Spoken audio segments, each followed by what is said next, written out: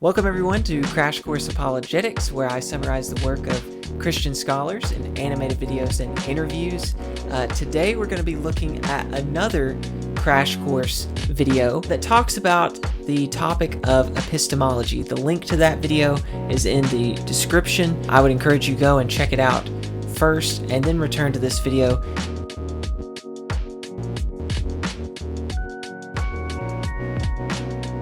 Joining me today is Dr. Andrew Moon. Dr. Moon, will you tell me just a little bit about your background and what qualifies you to comment on this video? The video is about epistemology. So what qualifies you to talk about this topic? Hey, Jordan. Thanks for having me on your show. The video is about epistemology, and epistemology is my area of specialty in philosophy. My PhD and my dissertation was on the topic of epistemology in these areas, and it's what I publish in and work on. So I guess that would give me some qualifications. Yeah, I would say so. Yeah. Great. Well, what we're going to do is we're going to play a series of clips from the original video.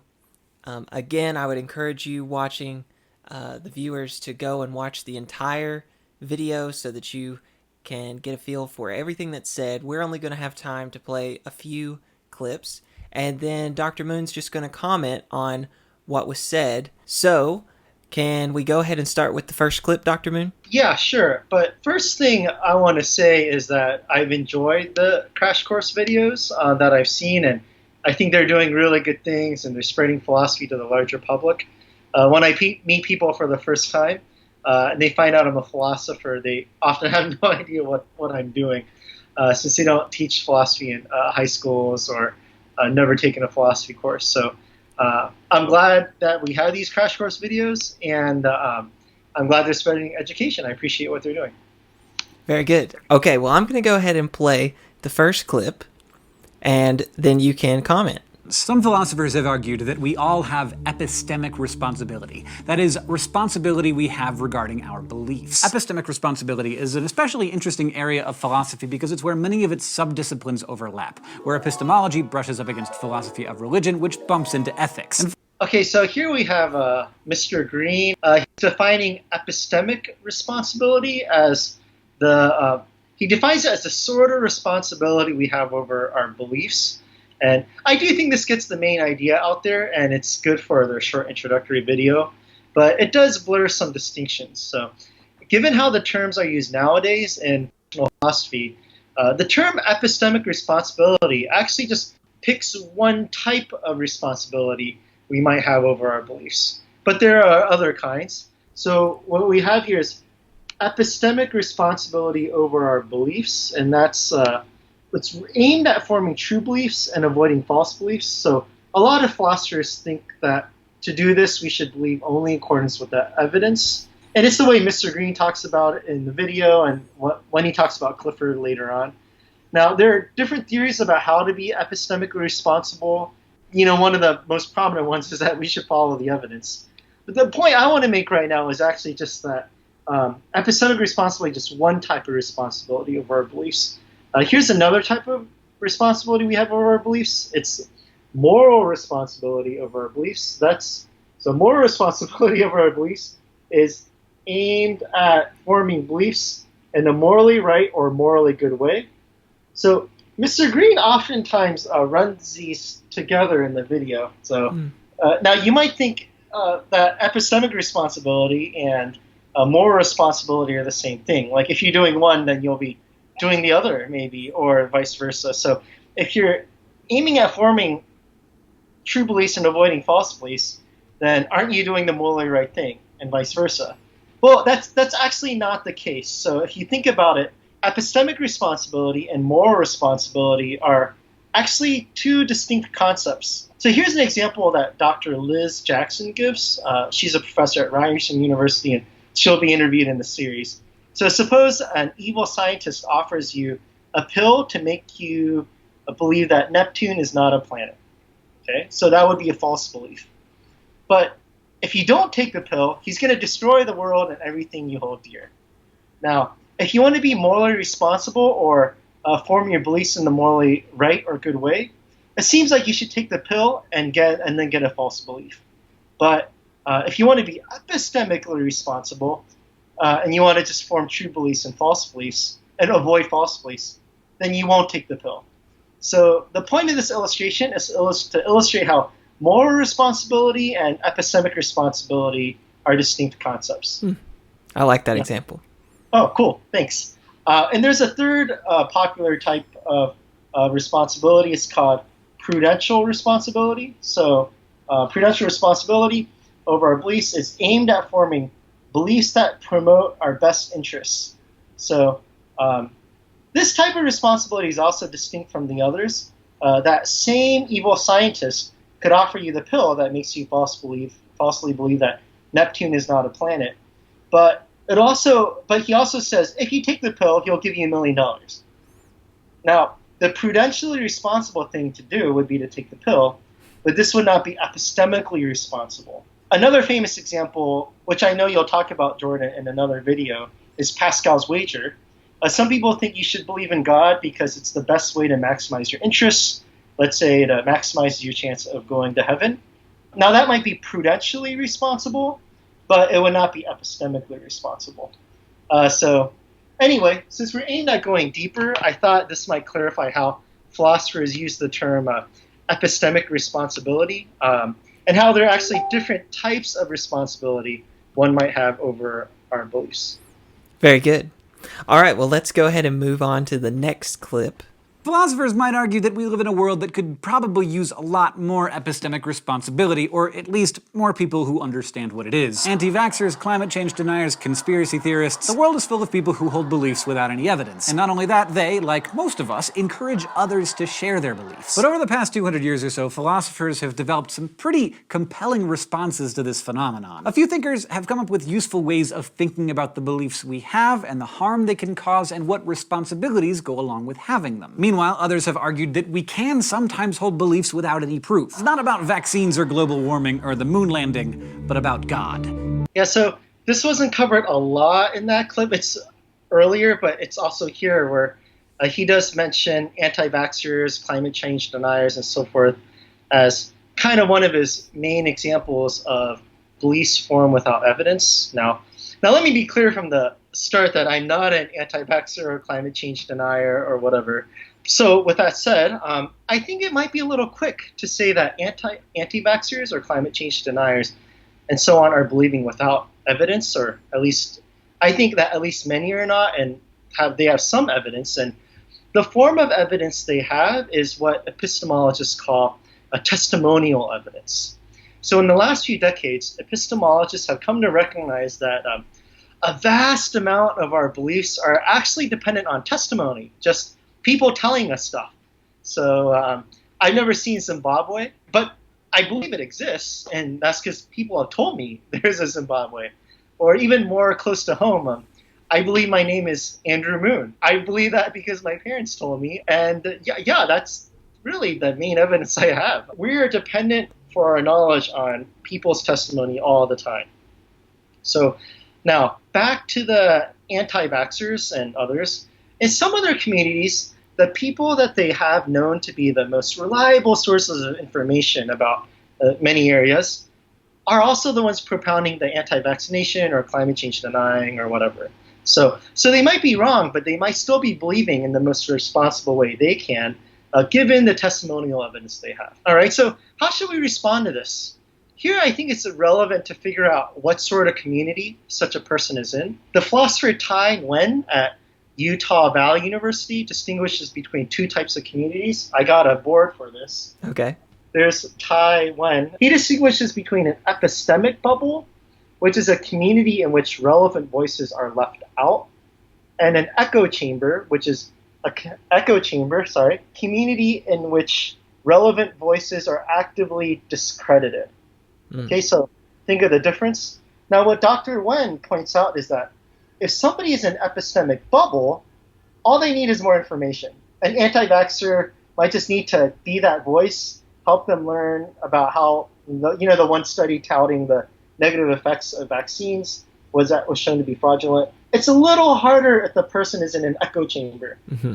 People in their communities might have told them that they can't trust the information that they received about the study. or they can't trust the media or whatever.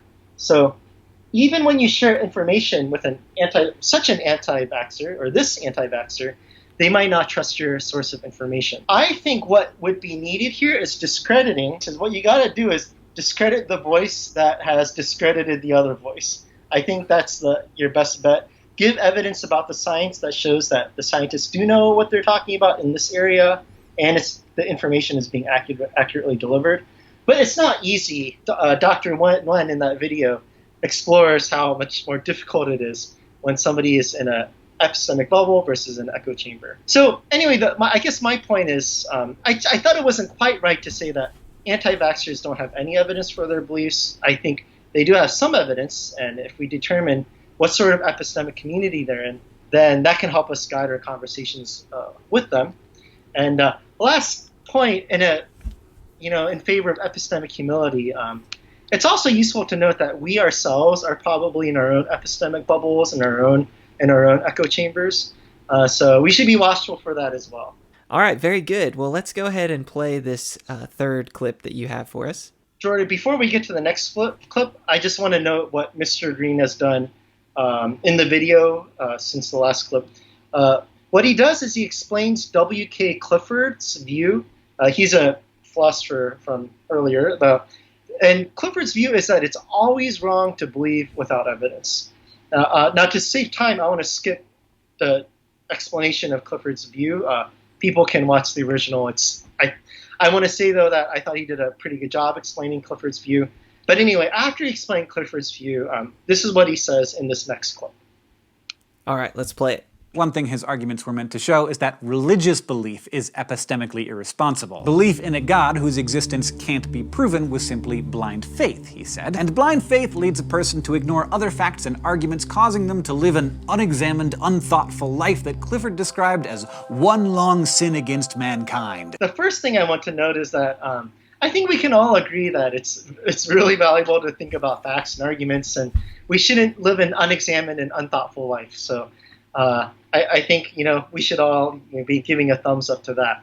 I think it's also worth noting and remembering that a lot of religious believers do have arguments for God's existence, and I know those will be discussed in the other Crash Course videos.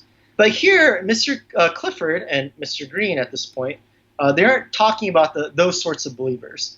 They're thinking about believers who don't have philosophical arguments or scientific proofs for God's existence. Now, Clifford thinks that those believers would be irresponsible, blind faith, all those negative things he said. So the relevant question is going to be whether there could be some beliefs, maybe somebody who's trying to respond, Clifford might say, maybe there are some beliefs we can responsibly hold, even without any proof, scientific or philosophical. And Mr. Green is going to explain William James's view that belief in God can be responsibly held because they meet certain conditions. So that's what he's going to be doing. All right, well, let's play that next clip. So we set out to demonstrate that certain beliefs can be held morally, even if there's nothing you can really point to back them up. Now, James recognized that it would be ridiculous to say it's okay to believe in just anything you wanted. So he narrowed down his claim to argue that when you adopt a belief, you have options, and the nature of those options can basically determine the moral defensibility of the beliefs you end up holding. Specifically, he said the options you face when choosing a belief could either be live or dead, forced or unforced, and momentous or trivial. Yeah, at this point, Mr. Green, he explains James's view. He goes into detail in explaining those three options in that column or table. I think we can skip showing those clips. I think that Mr. Green does a pretty nice job explaining James's view. I don't really have much to add to that. Okay, good. Well, we'll go ahead to clip 4 then. The problem is, if we're justified in believing in God in the absence of evidence, then we're also justified in believing that it's okay to not vaccinate our kids, because that, too, is an option that can be described as live, forced, and momentous. So unfortunately, philosophy can't just make all of the baseless beliefs in the world go away, but it can help you argue against those ideas intelligently. Okay, so there's a lot to say here. What I see Mr. Green doing is showing that James's criteria with the options, and I do recommend viewers, if they haven't seen the original video, to go see that. But what I see him doing is showing that James's criteria has the implication that the anti-vaxxers and the climate change deniers are actually responsibly holding their beliefs. And that's kind of a problem with James's view. I won't comment on that point since I'm not a James expert, but I do more contemporary epistemology, so I'll try to deal with it from that perspective. So we're left with the question, is Clifford's view that it's always wrong to believe without evidence plausible? And does it show that believers in God are irresponsible for how they hold their beliefs? Now, first thing I want to note is that almost nobody in contemporary epistemology thinks that in order to responsibly believe something, you have to have a proof for that belief. Otherwise, we couldn't responsibly believe anything, because in order to believe a conclusion of a proof on the basis of its premises, you got to believe the premises. But then you might think you want to need more proof for those premises, and then you're going to get this infinite regress. Another problem with that view is I can believe that here's a cup. I don't need a proof that there's a cup. I just know there's a cup. Or I believe that I'm thinking of a pink elephant right now. I just know this. I don't need a proof in order to responsibly believe that I just thought about a pink elephant. Alvin Plantinga has noted that maybe belief in God is actually more like belief in the cup or belief about my thought about the pink elephant. It's the sort of thing that I can just know or responsibly believe even without a proof. For viewers, if you want more information about this topic, I did a whole interview with Jordan about it. So here's another way to approach this topic. So I'm going to give two slogans. Okay, here's one slogan. Appearances are guilty until proven innocent. Or number two, appearances are innocent until proven guilty. Now, think for yourself which of one or two you think makes more, like what seems more plausible. I'll illustrate it by examples. So right now, it appears to me that I have a hands. It appears to me that there's a cup. It appears to me that I have a mind, etc. So the first claim says that I have to prove that how things appear is veridical before I can responsibly believe on the basis of how things appear. But that's too much. By that criterion, I can never responsibly believe anything. I mean, it's really hard to prove that my senses are reliable. If you take an epistemology course, it's hard to prove that, let's say we're not dreaming or we're not in the matrix and so forth. Now, the second view I think is more plausible. It's not saying that we can always believe on the basis of how things appear. It just says I only start to believe irresponsibly when it's been proven that how things appear should not be trusted. Let's say if I'm in a mirror room at a carnival, or let's say I'm on some drugs. Hypnotic, hallucinatory drugs. Not hypnotic, hallucinatory. Mm-hmm. Yeah, so the general idea is you can trust your appearances responsibly, minus a reason to think that you shouldn't trust them. So a view like this, like the second one, is called phenomenal conservatism. This is more of a slogan. It's not as precise, but it's defended by a number of philosophers like Michael Huemer at University of Colorado, or Chris Tucker from University of Virginia, and others. So now where does that leave us? Suppose you take that second view. If you talk with some real believers, a lot of them will report having had some sort of felt religious experience. Some of them will even go so far as to say there were times when they were really struggling and they felt that God was with them or that God was strengthening them. Now, if someone has a religious experience like that, and it appears to them or feels to them as if God exists, then that should be taken as innocent until proven guilty, according to the second claim. And that's a way belief in God could be different from the anti-vaxxer beliefs. Many believers arguably have had such an experience as if feeling that there is a God, but it's implausible that you can just experience the views of anti-vaxxers.